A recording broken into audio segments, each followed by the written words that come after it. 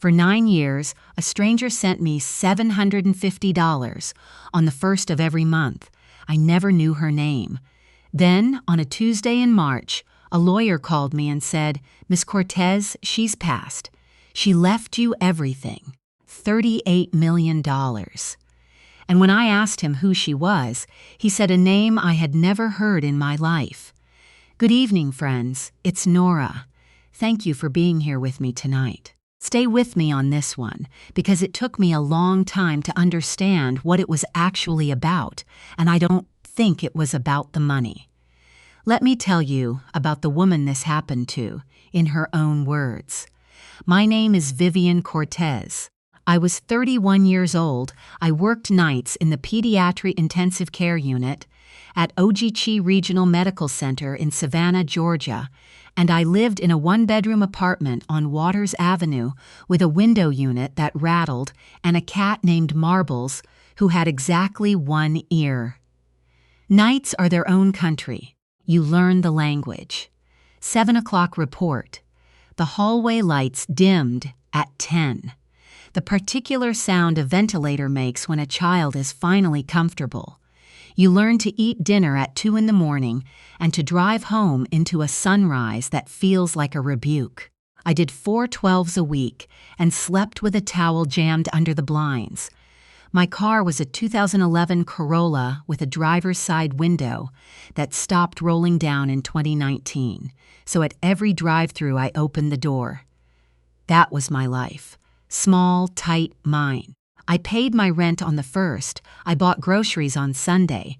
I called my grandmother Ruthie every Wednesday whether I had anything to say or not. My mother, Teresa Cortez, died when I was 12. Ovarian cancer, diagnosed late, the way it usually is. She had been a night nurse, too, at the same hospital, back when it was still called Chatham County General. She worked the emergency department for 19 years.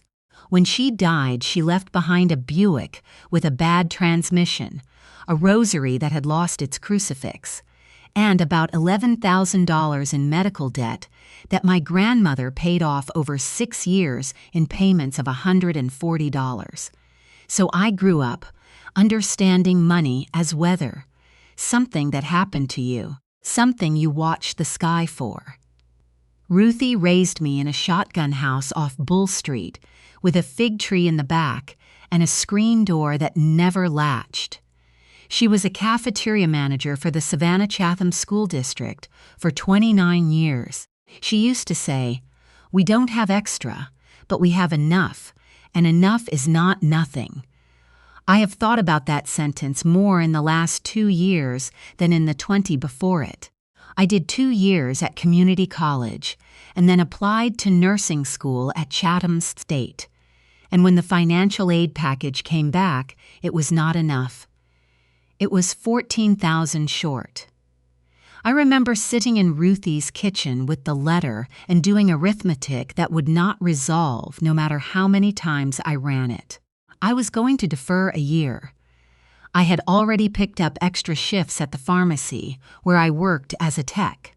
Then in August of 2013, I went to the bursar's office to fill out the deferral paperwork, and a woman with reading glasses on a beaded chain looked at her screen for a long moment and said, "Honey, you don't owe anything.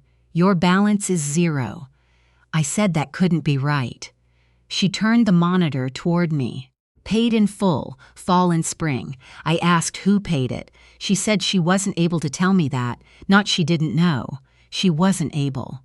I stood in that office for probably 4 minutes, arguing with a very kind woman who had no authority to help me, and then I walked out to the parking lot and sat in my car and cried in a way I hadn't since the funeral.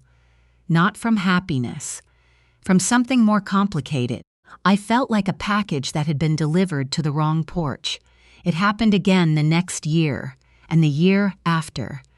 My entire nursing degree, paid by someone I could not name. I graduated in May of 2015. In October of that year, I checked my bank balance on a Sunday night the way you do when you're 22 and living paycheck to paycheck, and there was $750 in my account that I had not put there. The memo line said monthly support. I assumed a mistake. I called the bank.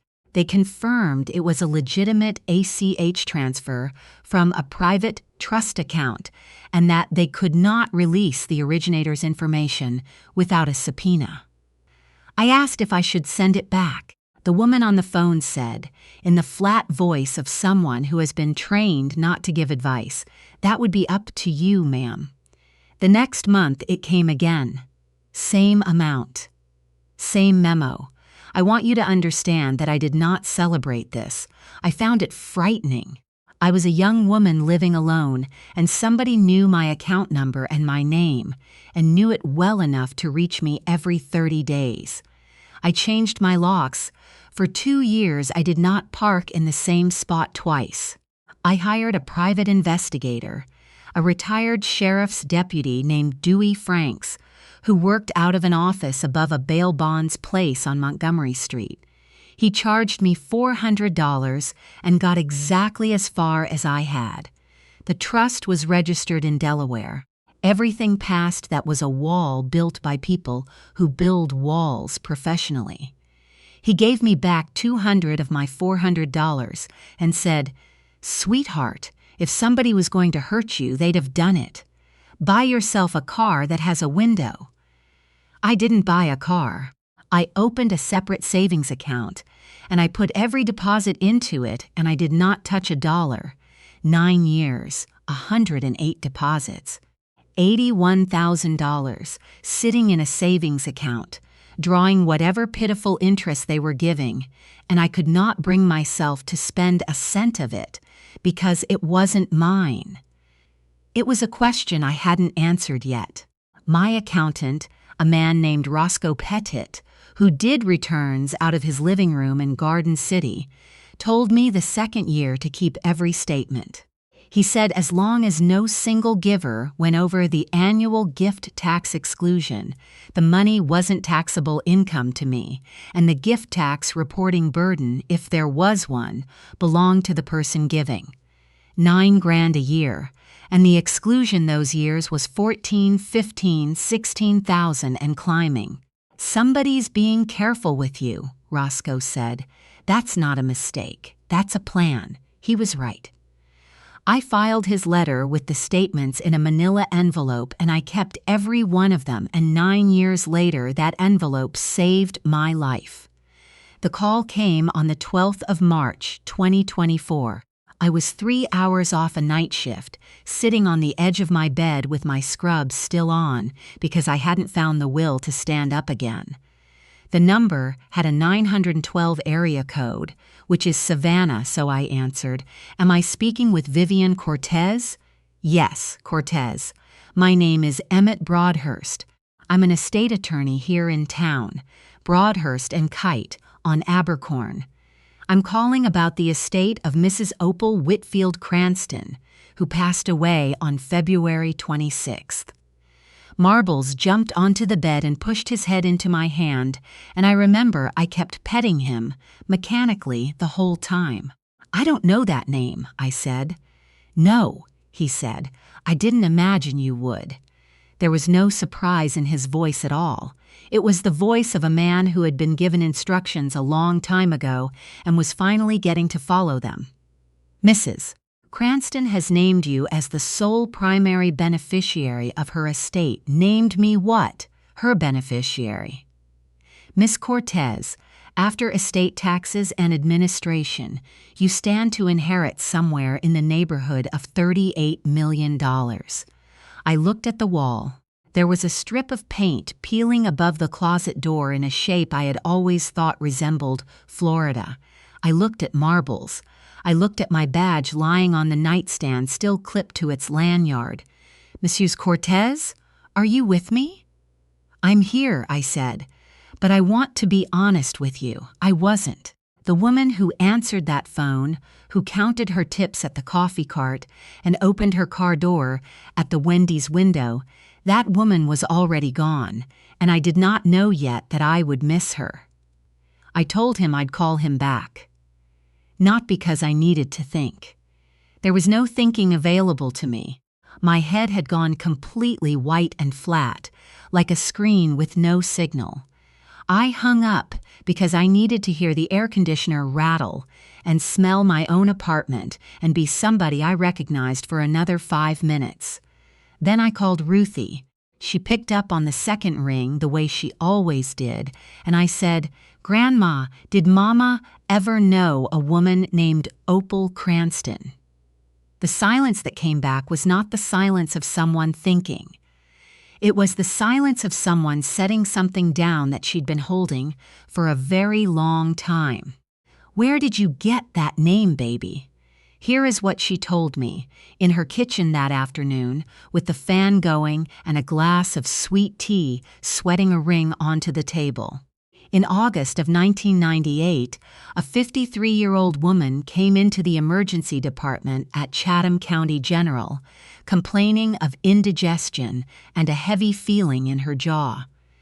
It was a Friday night in August in Savannah, which means the ER looked like the fall of Saigon. The resident on duty wrote anxiety and reflux and ordered a discharge. My mother, who was 29 years old and had been a nurse for 7 years, did not let her leave. She has told me this story exactly once, when I was 10 and had a school assignment about what your parents do for work, and I did not understand it then. Women having heart attacks often don't have the heart attack you see in the movies. No elephant on the chest, jaw pain, nausea, a gray, sweaty, sick with something feeling. The resident wanted the bed.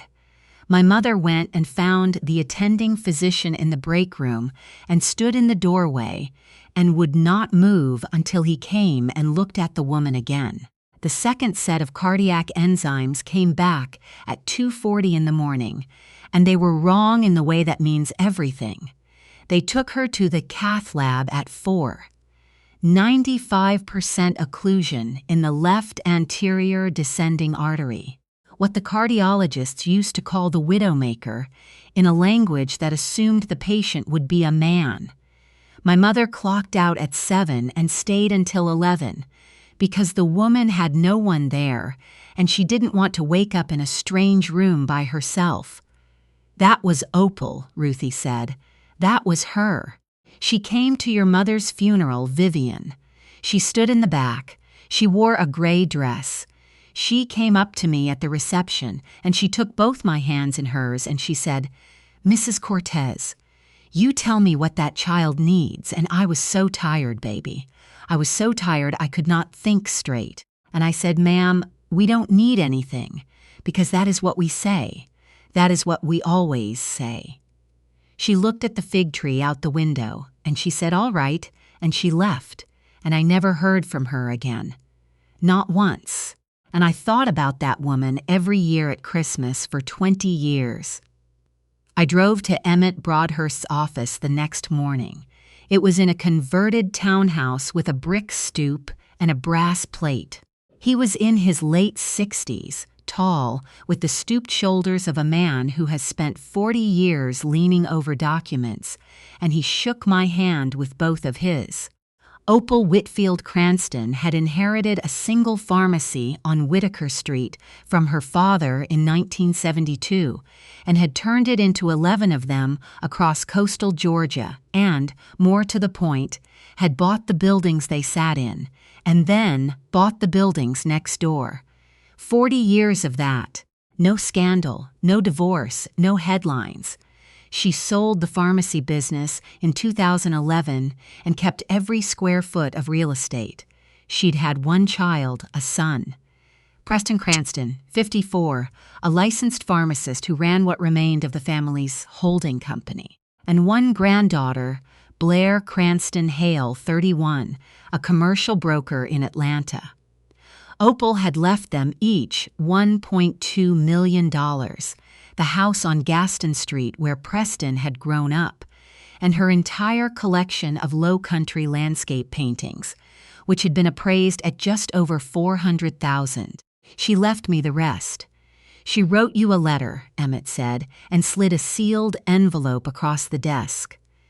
She was specific that you read it alone.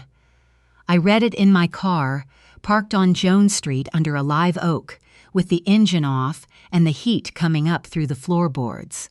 Her handwriting was small and slanted and very even. Vivian, your mother did not know me. She did not know that I had money or that I was anybody at all.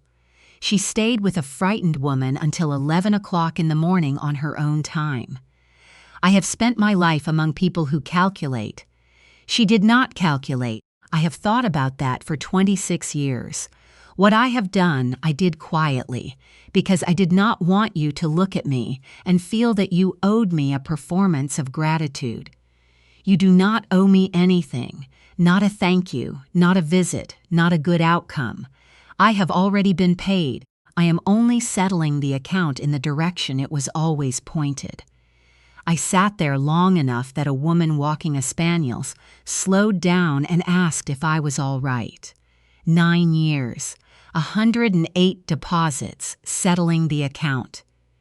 I did not know whether to be grateful or to feel like a thing that had been watched.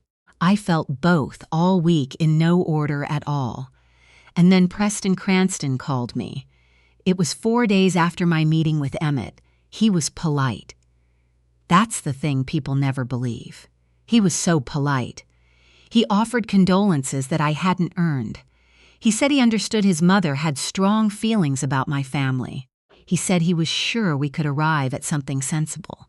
He used that word twice, sensible. I asked what he meant. He said he'd rather discuss it in person. I said no. He said, Vivian, I'd hate for this to become something ugly, in the warm tone of a man who has already decided it will.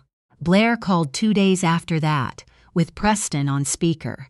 She had a bright, tight voice, like a wire pulled to pitch. I'm sure you're a lovely person, she said. I'm sure my grandmother had her reasons. But you have to understand, we grew up in that house. I sat on that woman's kitchen counter and shelled butter beans. I flew down here 14 times in her last year. 14. There are photographs of me at every single Christmas of her life. She said it the way you'd read out evidence. And I understood exactly what she meant, which was, this is ours, and you are standing in the doorway. I said I needed to think. I hung up.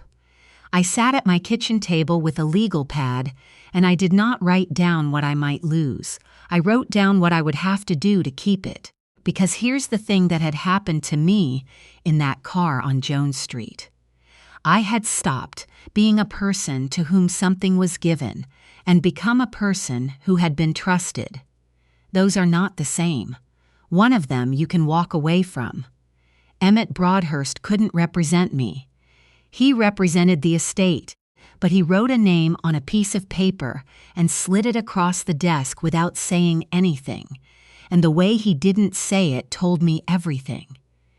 Adele Ferraro had an office on the second floor of a building on Broughton Street with a window unit of her own and a waiting room with 4 chairs. She was somewhere in her 50s, wore no jewelry at all, and had the specific stillness of a woman who has already read the room and is waiting for you to catch up. She listened to me for 40 minutes without once interrupting. Then she said, "Have you signed anything?" "No." "Have you said anything to either of them that could be construed as acknowledging a claim?" "Even I understand how you feel." "I thought about it." I said I needed to think. "That's fine. Don't say more." She set the will down. "Their contest is going to rest on undue influence. They'll say you cultivated her. And Miss Cortez, I have to tell you the part you're not going to like. You're a nurse." "She was a patient at your hospital." I stared at her. "She was?" "Twice. A fall in 2019, a cardiac workup in 2021. Different floors, different units, no contact with you. But it exists in a chart. And that means they don't just have a will contest. They have a professional conduct story. Exploitation of a vulnerable adult by a healthcare worker." She let that sit. If they file a complaint with the Georgia Board of Nursing, she said, and they will, then even if you win every dollar of this estate, you may not be a nurse when it's over. I want you to understand what that sentence did to me, because I don't think the money would have done it. I had wanted to be a nurse since I was 12 years old, and a woman in scrubs sat with my mother at 2 a.m. while I slept in a chair. That license was not a job. It was the only sentence I had ever written about who I was. Adele Ferraro looked at me across the desk and she said, "So we're going to be very, very organized." 3 categories of evidence, she said. Medical and cognitive documentation of Opal's competence. Financial documentation showing a 9-year deliberate pattern rather than a deathbed impulse. And personal correspondence proving the relationship predated any possible contact between us. I went home and called Ruthie and said, "Grandma, do you still have Mama's box?" She knew exactly what I meant. There was a Tom McAn shoebox in the top of her closet that held every card and note and funeral home receipt from 2005, and she had never once been able to throw it away. We went through it on a Saturday, sitting on the edge of her bed with the light coming yellow through the curtains. And near the bottom, there was a sympathy card postmarked Savannah, April 2005, with a wren on the front. "Mrs. Cortez, your daughter gave me 26 years I was not supposed to have. There is no card for that. I am going to be useful to you, and you will not be able to stop me. OWC." Ruthie put 2 fingers on it, the way you touch something that might come apart. "She was warning me," she said, and laughed and then stopped laughing. I photographed it and sent it to Adele that night. Adele's investigator was a woman named Frances Okonkwo, who had spent 11 years as a paralegal in probate, before deciding she'd rather do the finding than the filing. Within 2 weeks, she had pulled Opal's medical records through the proper channels, and what she found was not what Preston Cranston's attorneys were hoping for. Opal Whitfield Cranston, at 79, had mild hypertension, a repaired hip, and cataracts. No dementia diagnosis, no documented confusion. 2 cognitive screenings, both normal. In the 12 months surrounding the amendment of her will, she had attended 9 of 11 meetings of a downtown merchants association, personally negotiated the renewal of a commercial lease on Bull Street, and sat for a deposition in an unrelated boundary dispute in which the opposing counsel, according to the transcript, gave up after 90 minutes. Frances also found a man named Hollis Dewar, 84, who had played cribbage with Opal every Tuesday afternoon at the Sentient Bean for 9 years. Her count never slipped, he told Frances, not once. She'd peg out while you were still looking at your hand. Last time we played was 3 weeks before she passed, and she skunked me. Ma'am, I would know if that woman's mind had gone soft. I lost to it every week for 9 years. Adele called me on a Tuesday evening. Their capacity argument is going to die, she said. That's the good news. What's the other news? Preston's attorney filed for a 90-day continuance this morning, and the board complaint was received Friday. I sat down. Outside, somebody's sprinkler was going in the dark. The continuance was a math problem, and I understood it without being told. The longer the estate sat in probate, the longer I paid Adele Ferraro out of a savings account that held $11,000 because the $81,000 from Opal was frozen. It was an asset of a contested estate now, part of the very question being litigated. I could not touch a dollar of the money she had sent me for 9 years, and Preston Cranston knew that because he had the accounting. He was betting I would run out. It wasn't an unreasonable bet. The continuance was denied. The judge, a woman named Miriam Alcott, wrote in a 2-page order that the movants had had 6 months and had produced no new evidence, and that the court did not exist for the convenience of the party with the deeper reserves. I read that line probably 40 times. Preston came to my apartment on a Monday. I had not given him my address. That was the first thought I had when I opened the door and saw him standing on my landing in a quarter zip and loafers with no socks. How does he know where I live? He was tall, and he had a way of standing that took up the whole landing. "Vivian," he said, like we were old friends. I was over this way. Nobody is over this way on Waters Avenue. I stepped out and pulled the door most of the way shut behind me. I did not invite him in. Marbles was pressing his face into the gap, and I nudged him back with my heel. "You shouldn't be here. I wanted to talk without 4 lawyers in the room.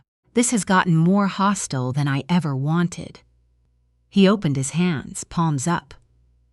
A gesture of peace from a man who had filed a document 11 days earlier alleging that I had groomed a dying woman.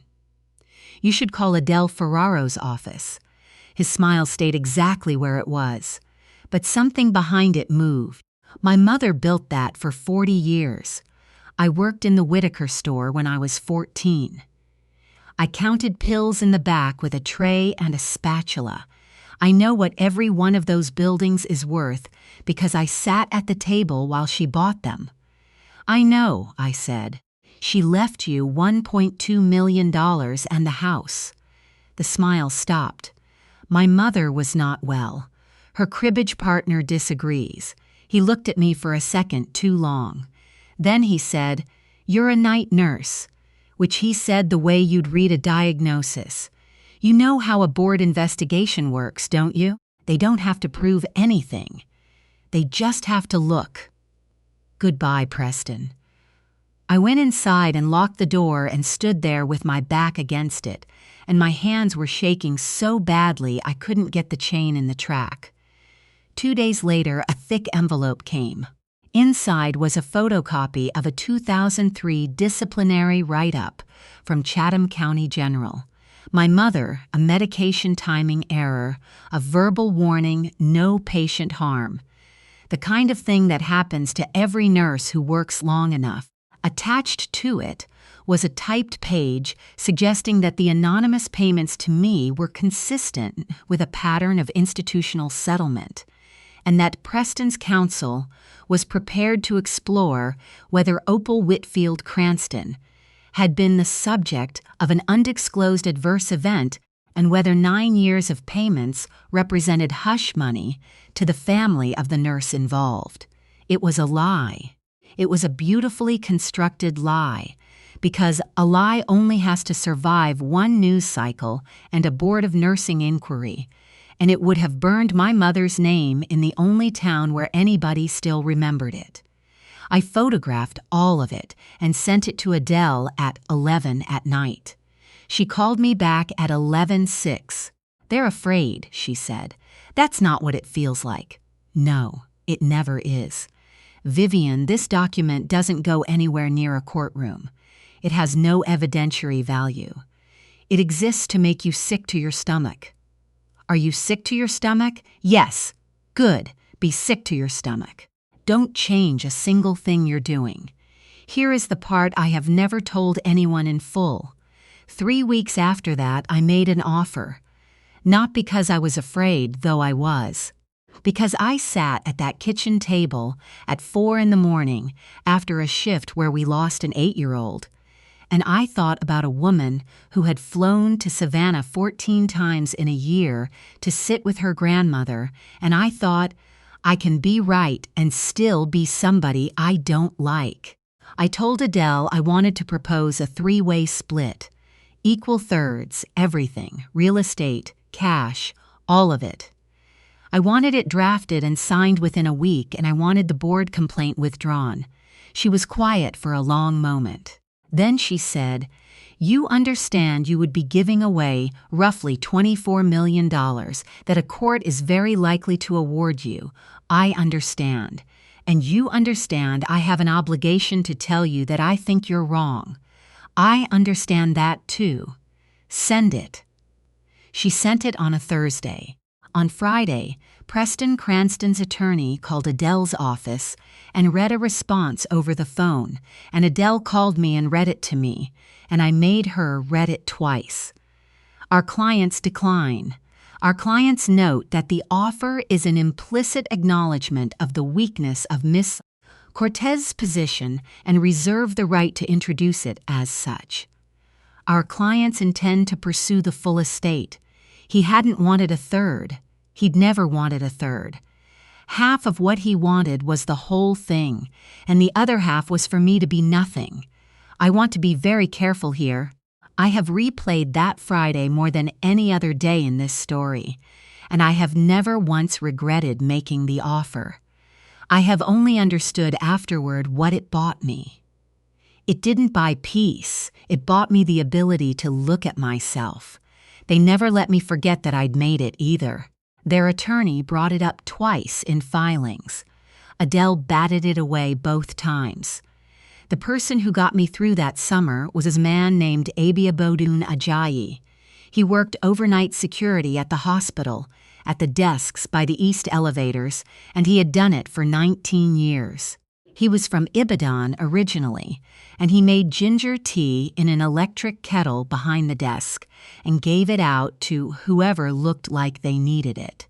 Everyone on nights knew Abi. He knew when your father was sick before you told anybody. One night in July, I came off the unit at 3 in the morning and sat down on the bench across from his desk without saying anything, and I stayed there for maybe 8 minutes, and he didn't say anything either. Then he brought me a cup and sat down beside me and said, "What do you need?"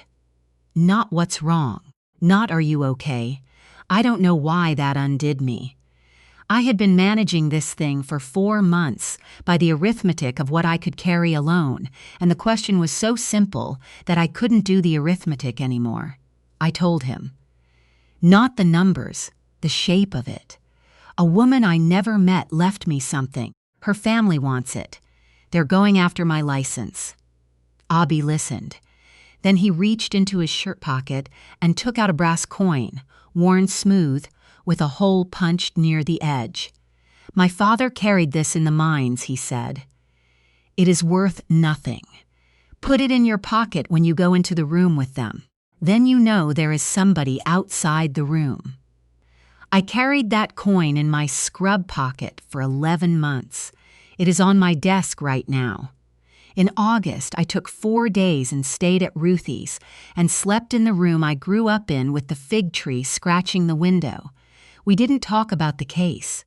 We talked about my mother, what made her laugh, how she sang along to the radio and got every lyric wrong on purpose to make me correct her, who she was before the double shifts and the diagnosis and the $11,000.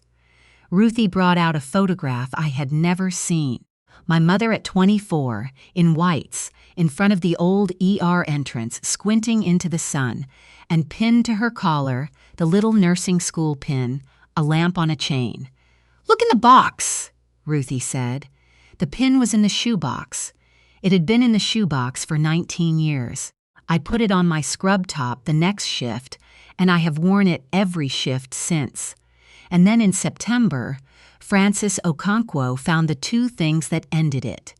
The first was in the estate inventory. When they cataloged Opal's personal effects, they itemized the contents of her wallet. Among the cards and receipts, there was one item listed as paper, folded, handwritten, illegible. Francis asked to see it. It was a shift assignment sheet from the Emergency Department of Chatham County General, dated August 21, 1998, handwritten in blue ballpoint. In the column for the trauma bay, in my mother's handwriting, was her own name and her initials. Opal Cranston had taken it off a clipboard on a Saturday morning in 1998 and had carried it in her wallet for 26 years.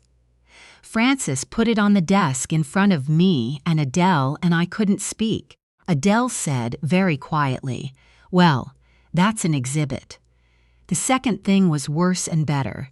Frances had been going through the corporate records of the holding company.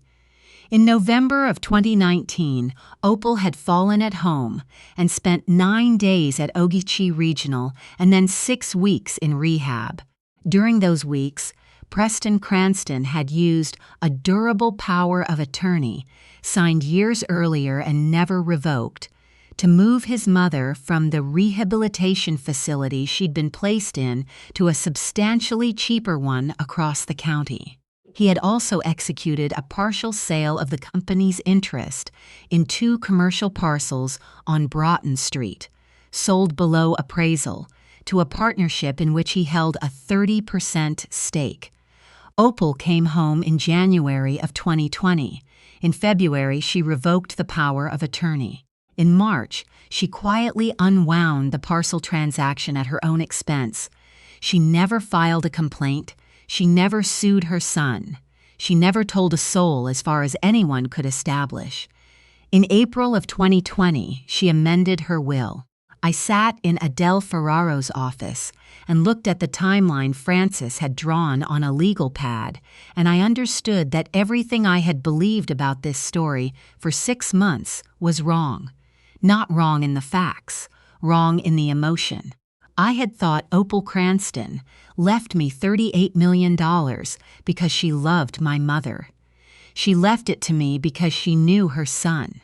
She had known for 4 years, and she had never said one word, and she had gone on having Christmas with him, and she had let him think he was going to inherit, and then she had died and left the whole thing where it could not be broken. That was not sentiment. That was a woman who had spent 40 years buying buildings. Adele set her pen down. "Vivian," she said, "I want to be sure you understand something. Their entire case is that you influenced her. We are about to show a courtroom that she had a reason of her own that had nothing to do with you, which means the story stops being about you at all." "Good," I said.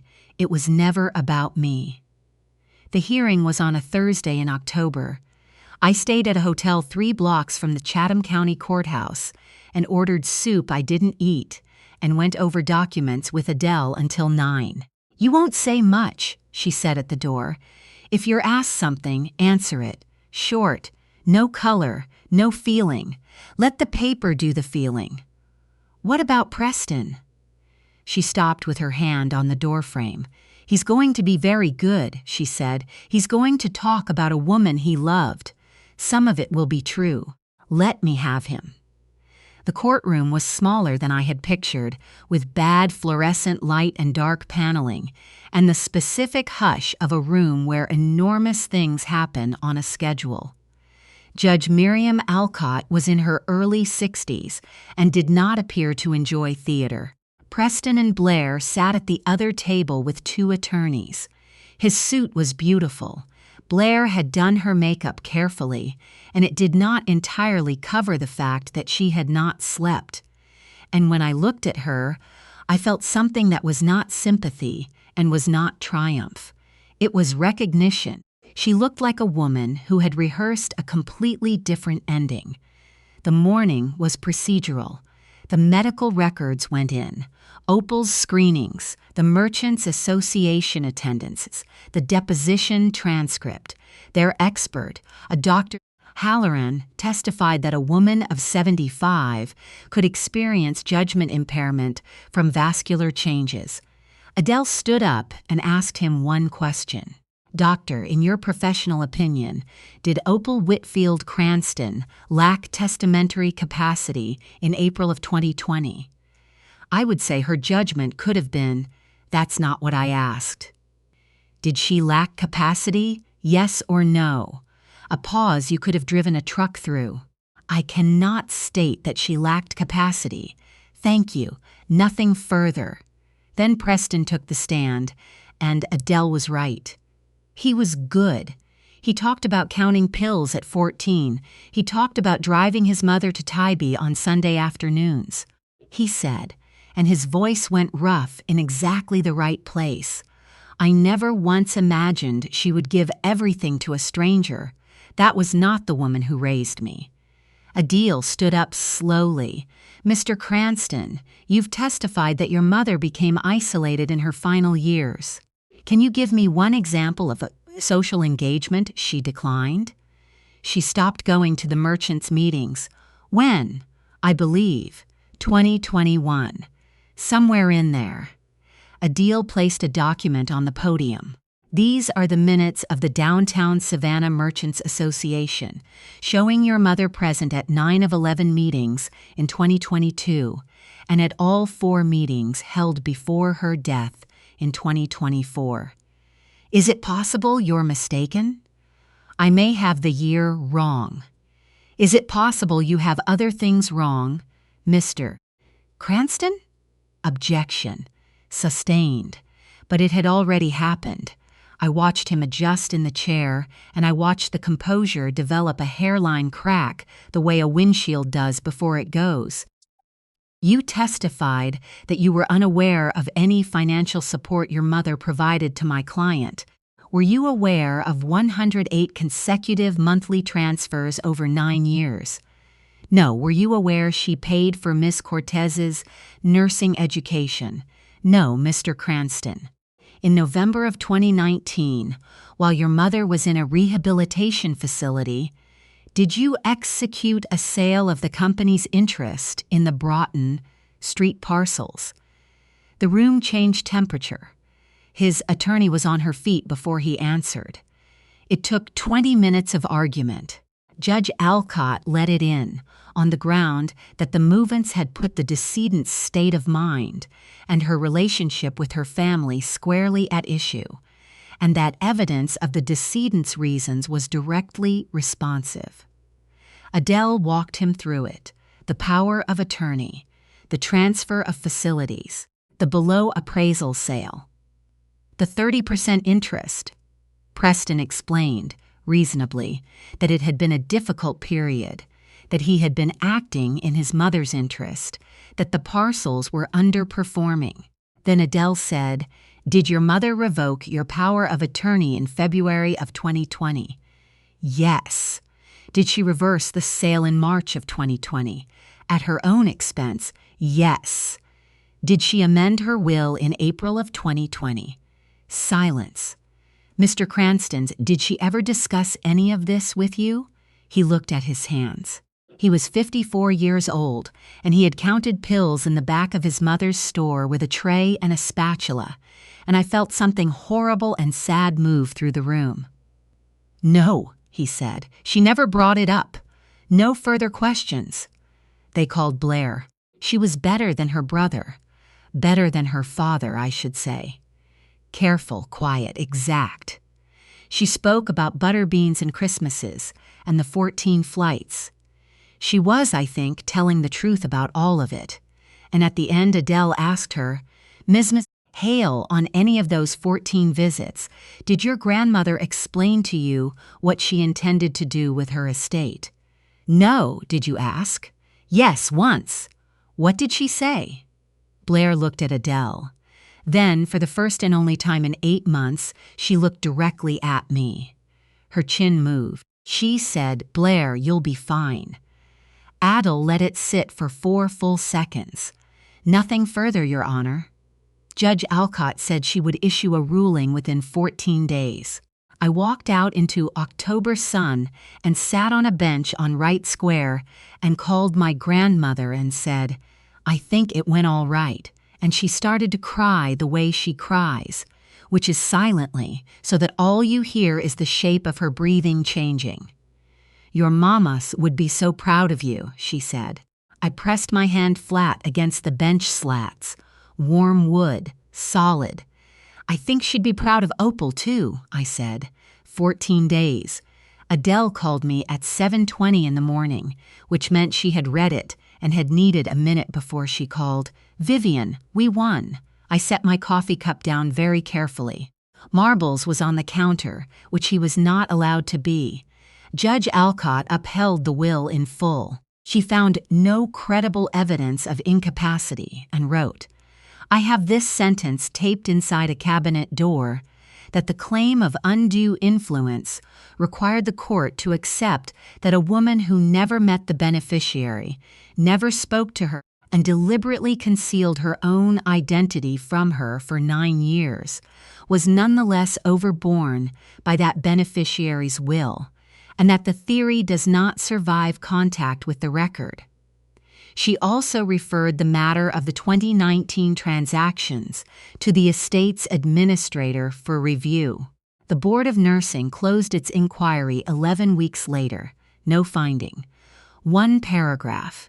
It is the most beautiful paragraph I have ever read.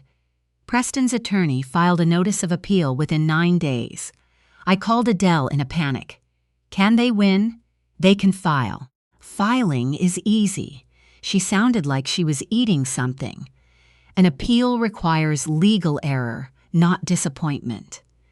The appeals court dismissed it in 61 days. By then, the damage had already gone into the structure of their lives in a way no ruling could undo. 22 months of litigation had cost them well past $1 million. Preston had borrowed against the holding company. The referral of the 2019 transactions became a fiduciary action brought by the estate, and in the discovery for that, something else came out, an old pharmacy inventories discrepancy from 2016 that had been quietly settled. The Georgia Board of Pharmacy is not a body that settles quietly twice. He surrendered his license in the spring. Blair Cranston Hale was let go by her brokerage in February. Not for anything she'd done, for being in the Savannah Morning News 3 times. I did not celebrate any of it. I want to say that clearly because I know how this sounds. I sat on my kitchen floor with my back against the dishwasher on the day I heard about his license, and I cried, and I couldn't have told you for whom. Emmett Broadhurst walked me through the final numbers on a Tuesday. After federal estate tax, after fees, after the distributions to Preston and Blair, my share of Opal Whitfield Cranston's estate was $37.4 million. I was sitting in my apartment on Waters Avenue when he told me. The driver's side window on the Corolla still didn't roll down. I hadn't fixed it. I hadn't known what to fix first. Mr. Broadhurst, I said, what was she like, day to day? He thought about it a long time. Punctual, he said. She was extraordinarily punctual, and she never once in 31 years asked me what something would cost her. She asked me what it would cost the other person. There is one more thing. In November, after the ruling, I asked our hospital's security director whether he could pull anything from 2019 and 2021. The 2 admissions. I told him it was for the estate. He said the footage from admissions was long gone, retained 90 days, but that the lobby cameras archived stills on a much longer cycle for insurance reasons. And if I had dates, he could look. I had dates. Opal Cranston had been to Ogeechee Regional Medical Center as a visitor 11 times. She never went up to a unit. She never asked for anyone. She came in the east entrance at 10:15 on a Tuesday evening, bought a coffee from the cart by the elevators, and sat in the lobby for about 40 minutes and left. Night shift starts at 7. Our first break, if you get one, is around 10. In one of the stills, dated the 4th of June, 2019, I am standing at the coffee cart in my scrubs with my back mostly to the camera, and I have handed something to an older woman sitting in the second chair from the wall. I don't remember it. I have no memory of it whatsoever. It was a napkin, probably, or a sugar packet, or I moved my bag off the chair so she could sit down. She is looking up at me. I watched that still at 3 in the morning in a windowless office with the security director's coffee going cold on the desk, and I put my hand over my mouth, and I stayed there a long time. She never said a word to me. Not one word in 26 years. She just wanted to see every once in a while that the account was still settling in the right direction. I did not move fast afterward. Grief and money are both things that make people move fast, and I had both. The first thing I did was buy my grandmother a ground-floor condo in Ardsley Park with a real kitchen and a fenced yard, and I had a fig tree planted before she saw it. She stood in the doorway and did not say anything for a while, and then she said, "Well, now where am I going to put the shoebox?" The pharmacy on Whitaker Street had been sitting empty since 2011. It has 14-foot ceilings and the original tile and a soda counter nobody has sat at in 40 years. It opened last spring as a free clinic, evenings and overnight, staffed by nurse practitioners. Because the people who most need a clinic are the people who cannot leave work to go to one. It is called the Cranston Cortez Night Clinic, and both names are on the glass in gold leaf, because the story requires both. The rest went into a foundation that pays tuition for nursing students who have lost a parent, not scholarships in the ordinary sense. We pay the bursar directly, and the students are told only that their balance is zero. Some of them come to the office to argue about it. We are not able to tell them. Preston Cranston and I have not spoken. Blair sent a letter 8 months after the appeal, 3 sentences long. I answered it. That's between us. I still work nights. I did not have to, and I did not want to stop. Abio Dunn retired in June, and I flew to Ibadan for his daughter's wedding, and I cried at a wedding of people I had known for 2 years. And on Tuesday afternoons, when I'm not on shift, I sit at a table at the Sentient Bean and play cribbage with an 85-year-old man named Hollis Dewar, who is teaching me a game I am not good at. He counts faster than I do. He pegs out while I'm still looking at my hand. He beats me every single time, and I never mind at all.